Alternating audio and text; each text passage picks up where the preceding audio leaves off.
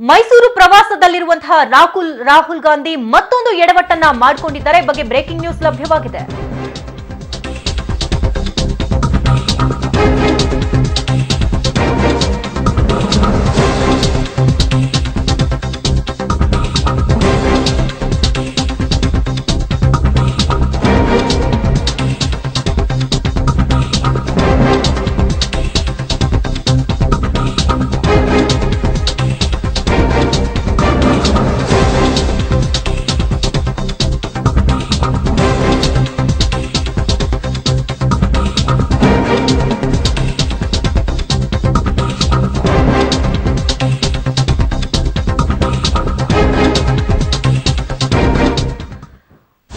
ಮೈಸೂರು ಪ್ರವಾಸದಲ್ಲಿ ಎಡವಟ್ಟು ಮಾಡಿಕೊಂಡಿದ್ದಾರೆ Rahul Gandhi. National cadet corps training ಬಗ್ಗೆ ನನಗೆ ಗೊತ್ತೇ ಇಲ್ಲ ಅಂತ ರಾಹುಲ್ ಗಾಂಧಿ ಹೇಳಿಕೆಯನ್ನ ನೀಡಿದ್ದಾರೆ.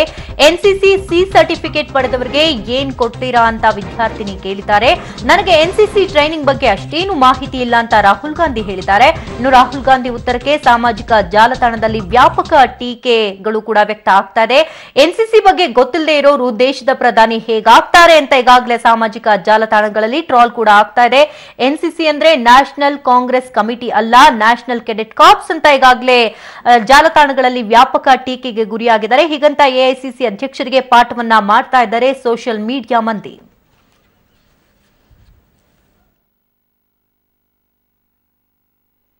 Jai Hind sir. Jai Hind. Sir, my name is Vani H, NCC student.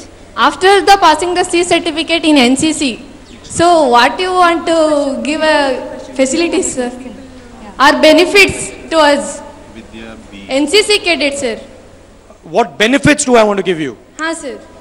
After passing the C certificate examination, what would you I don't know the details of NCC training and that type of stuff, so I won't be able to answer that question. But as a young Indian person, I would like to give you an opportunity where you can have a future, where you can have successful education, and where you can thrive in this country. The details of the NCC, I don't know exactly the training and what you go through. Yeah, thank you. Jai Hind sir. Jai Hind. Sir, my name is Vani H, NCC student.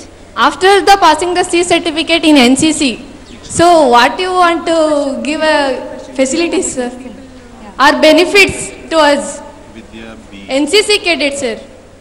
What benefits do I want to give you? Ha sir.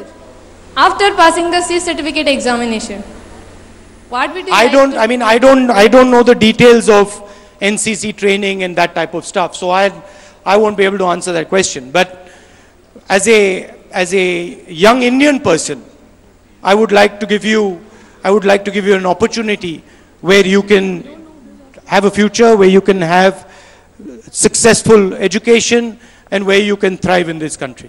The details of the NCC, I don't know exactly the training and what you go through.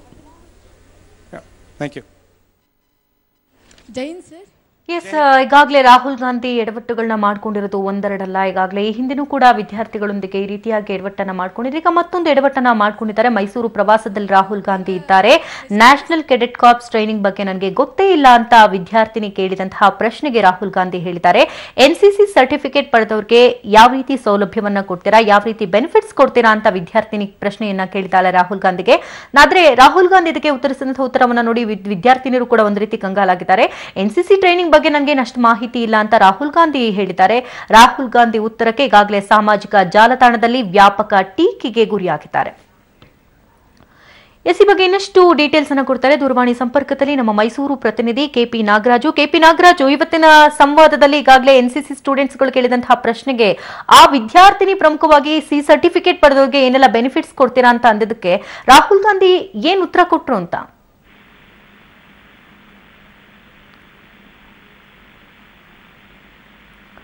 KP Nagaraju, ನನ್ನ ಧ್ವನಿ ಕೇಳಿಸ್ತಾ ಇದೆಯಾ ತಮ್ಗೆ? C certificate ಮಾಡಿರುವಂತಹ ವಿದ್ಯಾರ್ಥಿನಿ ಎನ್ಸಿಸಿಯಲ್ಲಿ C certificate ಮಾಡಿದವರಿಗೆ ಯಾವ ರೀತಿಯಾದ ಫೆಸಿಲಿಟಿಗಳನ್ನ ಕೊಡ್ತೀರಾ ಅನ್ನುವಂತಹದ್ದನ್ನ ಪ್ರಶ್ನೆಯನ್ನ ಕೇಳಿದ್ರು. ಸಹಜವಾಗಿನೇ ಎನ್ಸಿಸಿಯ ಸಿ ಸರ್ಟಿಫಿಕೇಟ್ ಅಂತ ಕೂಡಲೇ ರಾಹುಲ್ ಗಾಂಧಿಗೆ ಒಂದು ರೀತಿಯಾಗಿ ಯಾವ ರೀತಿಯಾಗಿ ಕೇಳಿಸ್ತಾ ಅಂತ ಅರ್ಥವಾಗ್ತಾ ಇಲ್ಲ. ಯಾಕಂತ ನನಗೆ ಇದ್ರ ಬಗ್ಗೆ ಹೆಚ್ಚಿನ ಮಾಹಿತಿಗಳಿಲ್ಲ ಅಂತ. ಬಹುತೇಕ ಕೇವಲ NCC ಬಗ್ಗೆ ಕೇಳಿದ್ರೆ ಬಹುತೇಕ ರಾಹುಲ್ ಗಾಂಧಿ ಅವರಷ್ಟು ಉತ್ತರ ಕೊಡ್ತಾ ಇದ್ರು. ಯಾವಾಗ ಸಿ ಸರ್ಟಿಫಿಕೇಟ್ ಬಗ್ಗೆ ಅಂತ ಪರ್ಟಿಕ್ಯುಲರ್ ಅಲ್ಲಿ ವಿದ್ಯಾರ್ಥಿನಿ ಕೇಳಿದ್ರು. ಆ ಸಂದರ್ಭದಲ್ಲಿ ನನಗೆ ಇದ್ರ ಬಗ್ಗೆ ಹೆಚ್ಚಿನ ಮಾಹಿತಿ ಇಲ್ಲ, ನಾನು ಅದ್ರ ಬಗ್ಗೆ ಹೆಚ್ಚಿನ ಮಾಹಿತಿಯನ್ನ ಪಡಿತೇನೆ. ಆದ್ರೆ ಯುವ ಜನತೆ ಉತ್ತಮವಾದಂತಹ ಎಜುಕೇಶನ್ಗೆ ಬೇಕಾದಂತಹ ಎಲ್ಲಾ ರೀತಿಯ ವ್ಯವಸ್ಥೆಗಳನ್ನು ಕೂಡ ನಾವು ಮುಂದೆ ಭವಿಷ್ಯದಲ್ಲಿ ಮಾಡ್ತೇವೆ ಅನ್ನೋ ಉತ್ತರಗಳನ್ನ ಕೊಡ್ತಾರೆ. ಅಲ್ಲಿಗೆ ಬಹುಶಃ ಇದೆಲ್ಲದನ್ನು ಕೂಡ ನೋಡ್ತಾ ಇದ್ರೆ ಟ್ರಾಲ್ ಏನೇ ಸಾಮಾಜಿಕ ಜಾಲತಾಣದಲ್ಲಿ ಏನೇ ಟ್ರಾಲ್ಗಳು ಆಗ್ತಾ ಇರ್ಬೋದು, ಆದ್ರೆ NCC ಸೀಟ್ ಸರ್ಟಿಫಿಕೇಟ್ ಬಗ್ಗೆ ರಾಹುಲ್ ಗಾಂಧಿ ಅವರಿಗೆ ಪರ್ಟಿಕ್ಯುಲರ್ಲಿ NCC ಸೀಟ್ ಸರ್ಟಿಫಿಕೇಟ್ ಬಗ್ಗೆ ಪರ್ಟಿಕ್ಯುಲರ್ಲಿ ಮಾಹಿತಿಯ ಕೊರತೆ ಇರುವಂತದ್ದು ಸ್ಪಷ್ಟವಾಗ್ತಾ ಇದೆ. NCC ಬಗ್ಗೆ ಮಾಹಿತಿಯ ಕೊರತೆ ಇದೆಯೇ ಅನ್ನೋದಕ್ಕಿಂತ ಹೆಚ್ಚಾಗಿ NCC ಸಿ ಸರ್ಟಿಫಿಕೇಟ್ ಬಗ್ಗೆ ರಾಹುಲ್ ಗಾಂಧಿಗೆ ಮಾಹಿತಿ ಕೊರತೆ ಇರುವಂತದ್ದು ಇವತ್ತು ಸ್ಪಷ್ಟವಾಗ್ತಾ ಇದೆ. ಅದನ್ನೇ ಸಹಜವಾಗಿಯೇ ರಾಹುಲ್ ಗಾಂಧಿ ಅವರ ಮೇಲೆ ಸಾಮಾಜಿಕ ತಾಣಗಳಲ್ಲಿ ಸದಾಕಾಲ ಟ್ರಾಲ್ ನಡೀತಾ ಇರುತ್ತೆ.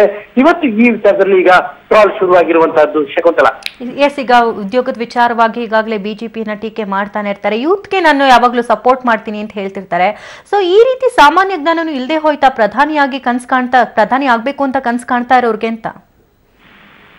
ಅಲ್ಲ, ಸಾಮಾಜಿಕ ಜಾಲತಾಣದಲ್ಲಿರುವಂತವ್ರು ಈ ಪ್ರಶ್ನೆಗಳನ್ನ ಕೇಳುವಂತಹದ್ದು ಸಹಜ. ಯಾಕಂದ್ರೆ ವಿಚಾರ ಮಾತಾಡಲಿ, ಅದು ರಾಹುಲ್ ಗಾಂಧಿ ಅವರ ವಿಚಾರದಲ್ಲಿ ಇನ್ನೊಂದು ಪಡೆ, ಮತ್ತೊಂದು ಪಡೆ ಮೋದಿ ಅವರು ಏನೇ ಮಾತಾಡ್ಲಿ ಅದನ್ನ ಮತ್ತೊಂದು ರೀತಿಯಲ್ಲಿ ಟ್ರಾಲ್ ಮಾಡುವಂತಹ ಮತ್ತೊಂದು ಪಡೆ, ಈ ರೀತಿಯಾಗಿ ಸಂದರ್ಭಗಳು ಬಂದಂತಹ ತಮಗೆ ಬೇಕಾದಂತಹ ರೀತಿಯಲ್ಲಿ ಮಾತುಗಳನ್ನ ಆಡುವಂತಹದ್ದು ಸಹಜ.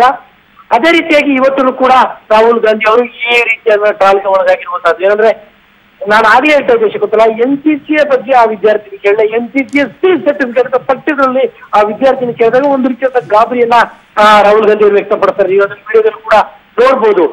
ನನಗೆ ಪರ್ಟಿಕ್ಯುಲರ್ಲಿ ಇದ್ರ ಬಗ್ಗೆ ಮಾಹಿತಿ ಇಲ್ಲ ಅಂತ. ಹಾಗಾಗಿ NCC ಬಗ್ಗೆ ಸಂಪೂರ್ಣವಾದಂತಹ ಮಾಹಿತಿ ಅವ್ರಿಗೆ ಇಲ್ಲದೆ ಇರ್ಬೋದು, ಆದ್ರೆ NCC ಬಗ್ಗೆ ಮಾಹಿತಿ ಇದ್ರೂ ಕೂಡ ಯಾವಾಗ ಸಿ ಸರ್ಟಿಫಿಕೇಟ್ ಅನ್ನುವಂಥ ಪದ ಬಳಕೆ ಆಯ್ತು ಆಗ ಅವರು ಗಾಬರಿ ಆದಂತದ್ದು ಸತ್ಯ. ಸಹಜವಾಗಿಯೇ ಆ ಇಶ್ಯೂ ಈಗ ಸಾಮಾಜಿಕ ಜಾಲತಾಣದಲ್ಲಿ ಅದರಲ್ಲೂ ಕೂಡ ಮೋದಿ ಅವರ ಫ್ಯಾನ್ಸ್ ನ ಬಳಗದಲ್ಲಿ ದೊಡ್ಡ ಮಟ್ಟದಲ್ಲಿ ಟ್ರಾಲ್ ಆಗೋದಕ್ಕೆ ಈಗ ಇವಾಗ ಟ್ರಾಲ್ ಆಗಿರುವಂತದ್ದು ಯಾವ ರೀತಿ ಎಫೆಕ್ಟ್ ಆಗ್ಬೋದು ನಾಗರಾಜು? ಅಲ್ಲ, ಸಹಜವಾಗಿಯೇ ರಾಹುಲ್ ಗಾಂಧಿ ಅವರ ಬಗ್ಗೆ ಇದೇ ಕೂಡ ಹಲವಾರು ವಿಚಾರಗಳ ಬಗ್ಗೆ ಟ್ರಾಲ್ ಆಗ್ತಾ ಇರುವಂತದ್ದು. ಅಂದ್ರೆ ಅವರಿಗೆ ಜನರಲ್ ನಾಲೆಡ್ಜ್ ಕಡಿಮೆ ಇದೆ ಅನ್ನುವಂಥದ್ದನ್ನ ಸಹಜವಾಗಿಯೇ ಟ್ರಾಲ್ಗಳನ್ನ ಮಾಡ್ತಾ ಇರ್ತಾರೆ. ಇವತ್ತು ಕೂಡ ಅದೇ ರೀತಿಯಾಗಿ ಟ್ರಾಲ್ ಮಾಡ್ತಾ ಇರುವಂತದ್ದು. ಅದನ್ನ ಪ್ರಧಾನಿ ಹುದ್ದೆಗೆ ಹೋಲಿಕೆ ಮಾಡಿ ಟ್ರಾಲ್ ಅನ್ನ ಆಗ್ತಾ ಇರುವಂತದ್ದು. ಪ್ರಧಾನಿ ಹುದ್ದೆಗೆ ಮಾಡ್ತಾ ಇರುವಂತವ್ರು ಅವ್ರಿಗೆ NCC ಬಗ್ಗೆ ಗೊತ್ತಿಲ್ಲ ಅನ್ನುವಂಥದ್ದು. ಮತ್ತೊಂದು ಕಡೆಯಲ್ಲಿ ಪ್ರಧಾನಮಂತ್ರಿ ನರೇಂದ್ರ ಮೋದಿ ಅವರು NCC ಬಗ್ಗೆ ಸುದೀರ್ಘವಾದಂತಹ ಭಾಷಣ ಮಾಡಿದಂತಹದ್ದನ್ನು ಕೂಡ ಅಟ್ ಎ ಟೈಮ್ ಅದನ್ನು ಕೂಡ ಕೂಡ ಮಾಡ್ತಾ ಇದ್ದಾರೆ. ಅಂದ್ರೆ ಪ್ರಧಾನಮಂತ್ರಿ ಆದವ್ರಿಗೆ ಎಲ್ಲಾ ವಿಚಾರಗಳು ಗೊತ್ತಿರಬೇಕು, ರಾಹುಲ್ ಗಾಂಧಿ ಅವರಿಗೆ NCC ಬಗ್ಗೆನೇ ಗೊತ್ತಿಲ್ಲ ಅನ್ನುವಂತ ರೀತಿಯ ಟ್ರಾಲ್ಗಳಾಗ್ತಾ ಇರುವಂತದ್ದು. ಮತ್ತೊಂದು ಕಡೆಯಲ್ಲಿ ಪ್ರಧಾನಮಂತ್ರಿ ಅವರಿಗೆ ಎಲ್ಲದೂ ಗೊತ್ತಿದೆ ಅನ್ನುವಂಥದ್ದನ್ನು ಕೂಡ ಮೋದಿಯ ಫ್ಯಾನ್ಸ್ ಅದನ್ನ ಟ್ರಾಲ್ ಮಾಡ್ತಾ ಇದ್ದಾರೆ. Okay, thank you KP Nagaraju ತಮ್ಮೆಲ್ಲ ಡೀಟೇಲ್ಸ್ಗಾಗಿ. ಚಾಮರಾಜನಗರ ಪ್ರವಾಸದಲ್ಲಿರುವಂತಹ AICC ಅಧ್ಯಕ್ಷ ರಾಹುಲ್ ಗಾಂಧಿ ಕೊಳ್ಳೇಗಾಲದಲ್ಲಿ ಇಂದಿರಾ ಕ್ಯಾಂಟೀನ್ ಉದ್ಘಾಟನೆ ಮಾಡಿದ್ರು. ಬಳಿಕ ಕ್ಯಾಂಟೀನ್ನಲ್ಲಿ ದೋಸಾ ವಡೆಯನ್ನ ತಿಂದಿದ್ದಾರೆ. ಈ ವೇಳೆ ರಾಹುಲ್ಗೆ ಸಿಎಂ ಸಿದ್ದರಾಮಯ್ಯ, DK ಶಿವಕುಮಾರ್, ಪರಮೇಶ್ವರ್ ಹಾಗೆ ದಿನೇಶ್ ಗುಂಡೂರಾವ್ ಸೇರಿದಂತೆ ಹಲವು ನಾಯಕರು ಸಾಥ್ ನೀಡಿದ್ರು. ಇದಕ್ಕೂ ಮುನ್ನ ನಡೆದ ರೋಡ್ ಶೋ ವೇಳೆ ಜನರು ರಾಹುಲ್ ಗಾಂಧಿ ಪರ ಘೋಷಣೆಯನ್ನ ಕೂಗಿದ್ರು.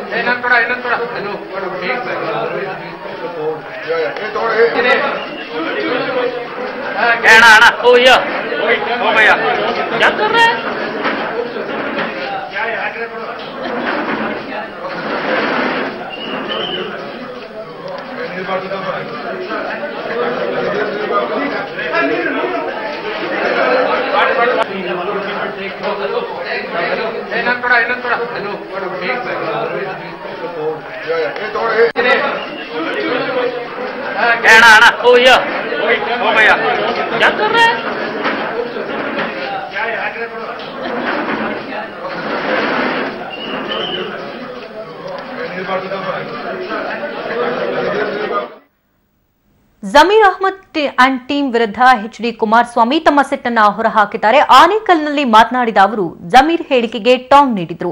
ಪಕ್ಷ ಒಡೆದದ್ದು ಆಗಿದೆ, ಮನೆ ಒಡೆಯೋ ಕೆಲಸವನ್ನ ಮಾಡಬೇಡಿ. ನಮ್ಮ ಮಕ್ಕಳನ್ನ ಯಾವ ರೀತಿ ಬೆಳೆಸಬೇಕು ಅನ್ನೋದು ನಮಗೆ ಚೆನ್ನಾಗೇ ಗೊತ್ತು. ಪ್ರಜ್ವಲ್ ರೇವಣ್ಣ ಬಗ್ಗೆ ನಿಮ್ಗ್ಯಾಕೆ ಇಷ್ಟೊಂದು ಮಮಕಾರ ಅಂತ JDS ರಾಜ್ಯಾಧ್ಯಕ್ಷ HD ಕುಮಾರಸ್ವಾಮಿ ಪ್ರಶ್ನೆ ಮಾಡಿದ್ರು.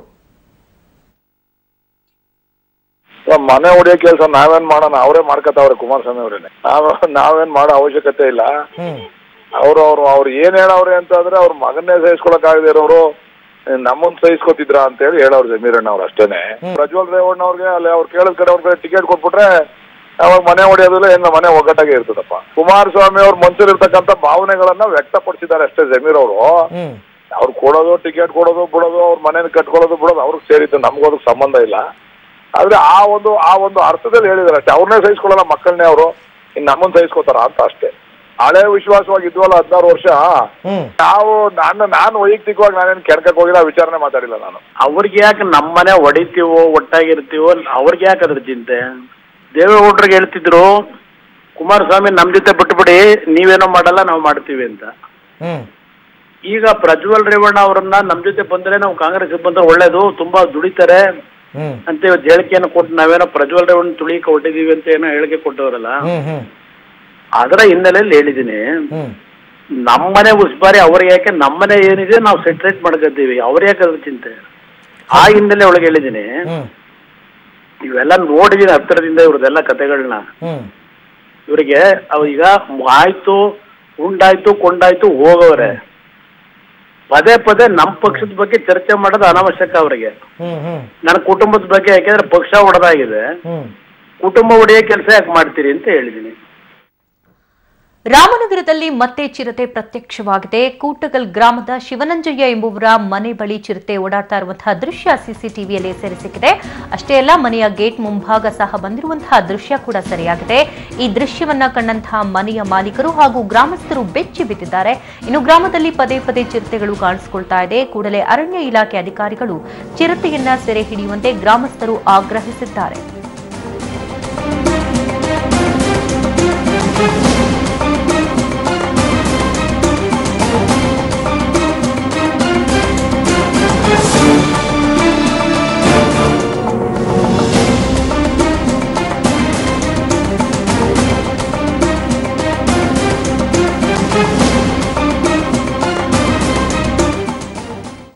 ಡಿಕ್ಕಿಯಾಗಿ ಕೆಳಗೆ ಬಿದ್ದ ವೃದ್ಧರ ಮೇಲೆಯೇ ಕಾರು ಓಡಿಸಿಕೊಂಡು ಹೋದ ಅಮಾನವೀಯ ಘಟನೆ ಶಿವಮೊಗ್ಗದ ಹರಿಕೆ ಬಿಎಚ್ ರಸ್ತೆಯಲ್ಲಿ ನಡೆದಿದೆ.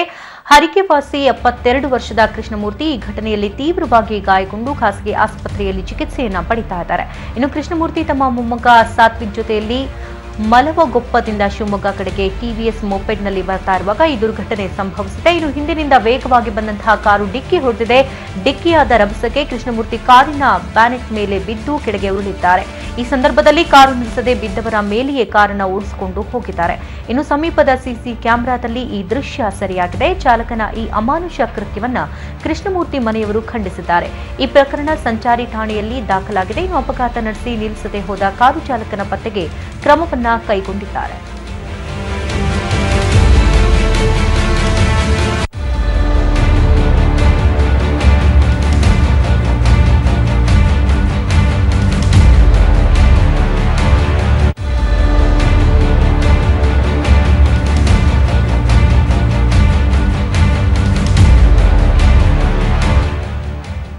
ಈ ಬಗ್ಗೆ ಇನ್ನಷ್ಟು ಡೀಟೇಲ್ಸ್ ಅನ್ನು ಕೊಡ್ತಾರೆ ದೂರವಾಣಿ ಸಂಪರ್ಕದಲ್ಲಿ ನಮ್ಮ ಪ್ರತಿನಿಧಿ ಹಾಲಸ್ವಾಮಿ.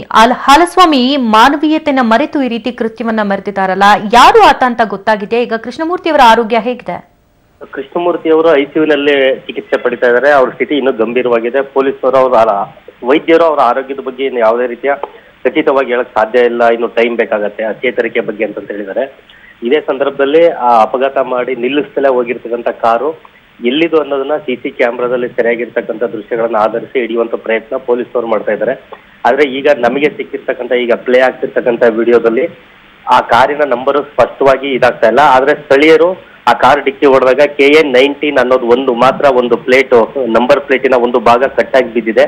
ಅದೊಂದನ್ನ ಆಧಾರವಾಗಿ ಇಟ್ಕೊಂಡು ಮತ್ತೆ ಇನ್ನಿತರ ನಗರ ಪ್ರದೇಶದಲ್ಲಿ ಇರ್ತಕ್ಕಂಥ ಬೇರೆ ಬೇರೆ ವೃತ್ತಗಳಲ್ಲಿ ಇರ್ತಕ್ಕಂಥ ಸಿಸಿ ಕ್ಯಾಮ್ರಾಗಳನ್ನ ಆಧರಿಸಿ ಆ ಕಾರ್ನ ಟ್ರೇಸ್ ಮಾಡುವಂತ, ಈ ರೀತಿ ಅಮಾನವೀಯವಾಗಿ ಡಿಕ್ಕಿ ಹೊಡೆದು ಕಾರ್ ನಿಲ್ಲಿಸ್ತಲೇ ಹೋದಂತ ವ್ಯಕ್ತಿ ಯಾರು ಅನ್ನೋದನ್ನ ಹುಡುಕುವಂತ ಪ್ರಯತ್ನ ಪೊಲೀಸರು ನಡೆಸಿದ್ದಾರೆ. ಓಕೆ, ಥ್ಯಾಂಕ್ ಯು ಹಾಲಸ್ವಾಮಿ ತಮ್ಮೆಲ್ಲ ಡೀಟೇಲ್ಸ್ಗಾಗಿ.